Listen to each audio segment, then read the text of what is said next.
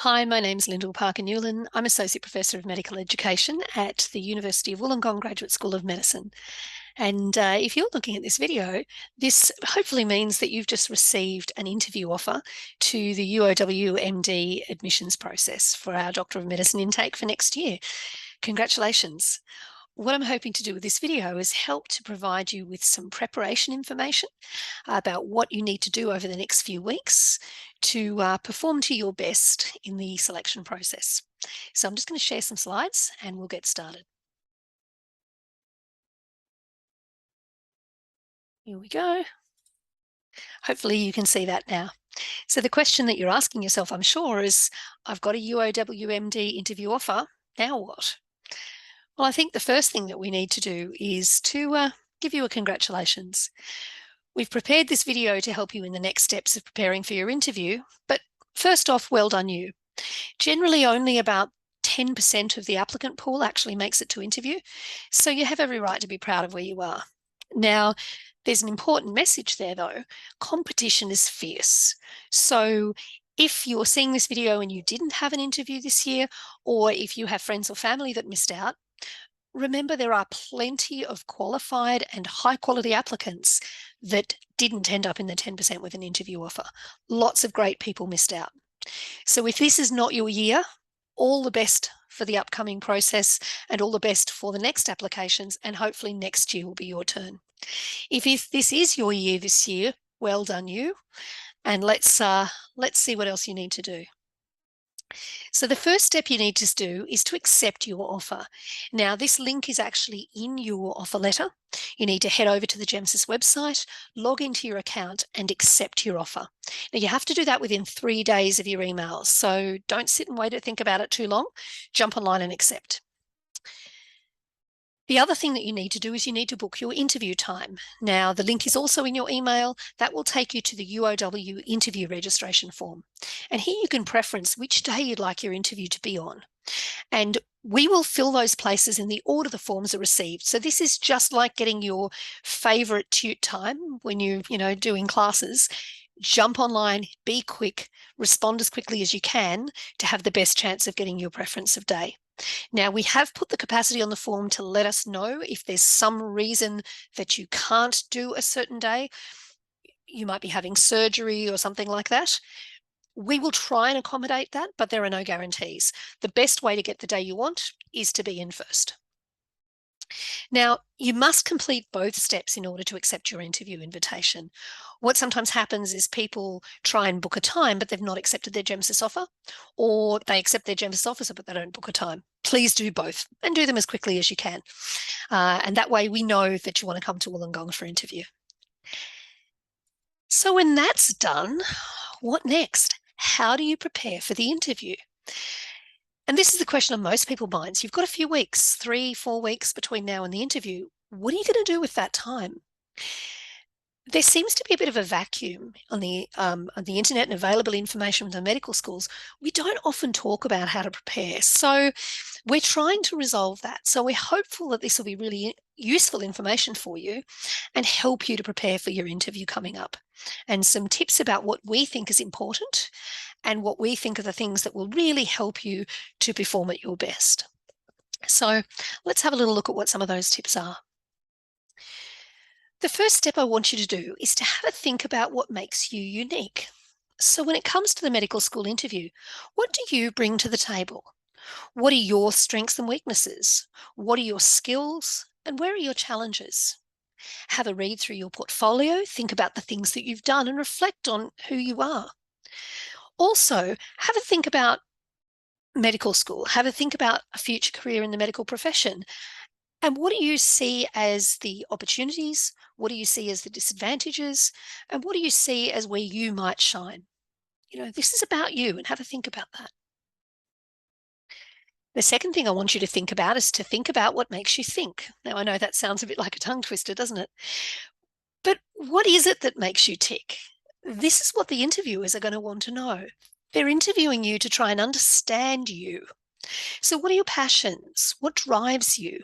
What are your core values? What's important to you fundamentally?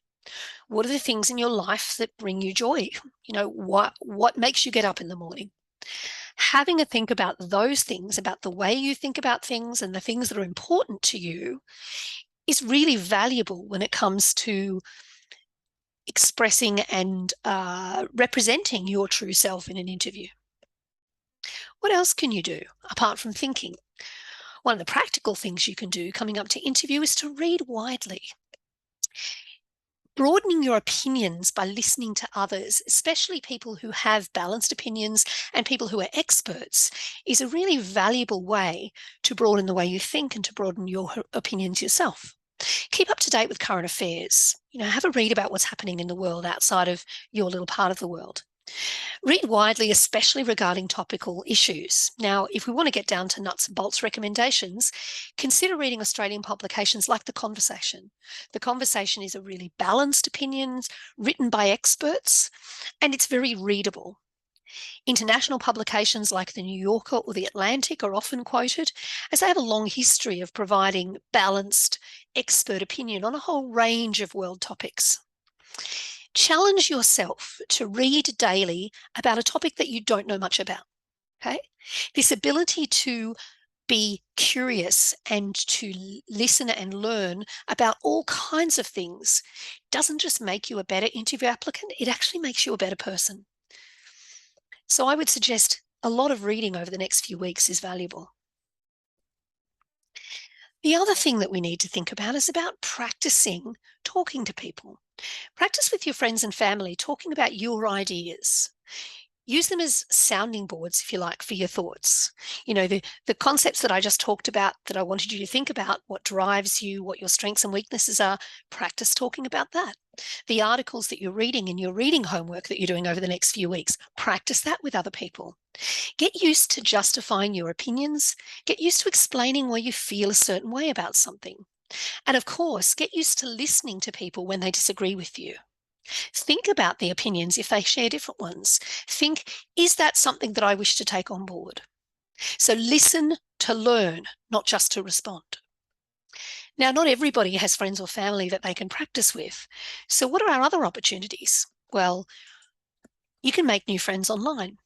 There are plenty of other applicants that are in the same boat as you, also with interview offers, also figuring out how to prepare.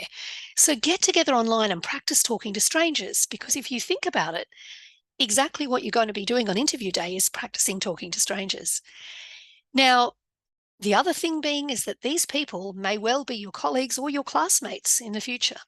So why not know them now?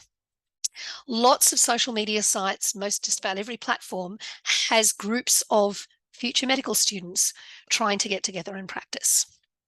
Now, I'll give you a few caveats with that, is to remember that other applicants don't know any more about the process than you do. Okay, so be careful of listening to people who are previous applicants or current applicants who think they have all the answers. Don't listen to rumours. You should be seeking all official information from official channels. And in the case of a UOW interview, that's from our team. So if applicants tell you about the way you should answer something or the way things are done, if it doesn't agree with what we're saying, then you probably need to stick with our advice. But as far as having a team to practice with, to support each other, for collegiality and for support, for good old, a bit of humour and a bit of light relief in the lead up to this, you can't go past other applicants. And I'd really recommend you take that opportunity if you can. Now, working on your nerves is important. Remember that nerves are normal. Most of us are a bit nervous coming into this process, and that's okay. You've probably felt this way coming into any high stakes performance in the past. But what do you do when it comes to high stakes things like exams? All the typical things that you would use to help you through those will help you through this too. So regular exercise, getting good sleep, doing some breathing exercises or relaxation, yoga, meditation, these are all useful strategies and will help keep your stress under control in the next few weeks. Remember that the more you practice talking to people, the more you practice thinking about these things, the more comfortable you'll be with the process. But a little bit of nervousness is fine. Don't be worried or embarrassed if you seem a bit nervous on the day. We're expecting you to be. To be honest, we'll be nervous on the day. We want it to run well for you. But nervousness tells us that you want this, that it's important to you, and it shows us that you're genuine. So don't feel that you need to be cocky or a robot. We don't require that kind of overconfidence. We just need you to be you. However, if you feel that your nerves or your anxiety is causing you difficulties and really causing you to struggle, then don't be afraid to seek help. Talk to a counsellor, talk to a psychologist, talk to your GP, because there are clinical strategies that can really help if nervousness is causing a stumbling block in your communication. Other things I want you to do in the next few weeks is to consider your location. So where do you plan to dial in from? Are you going to be calling in from home, from the university, from a library or a tute room, from a friend's house? You need to be thinking about a location you have that's quiet, that's well lit, that has stable internet, and that has minimal distractions. And thinking about that now means you won't get caught the night before trying to work out where you need to be. You may also want to consider what you want to wear.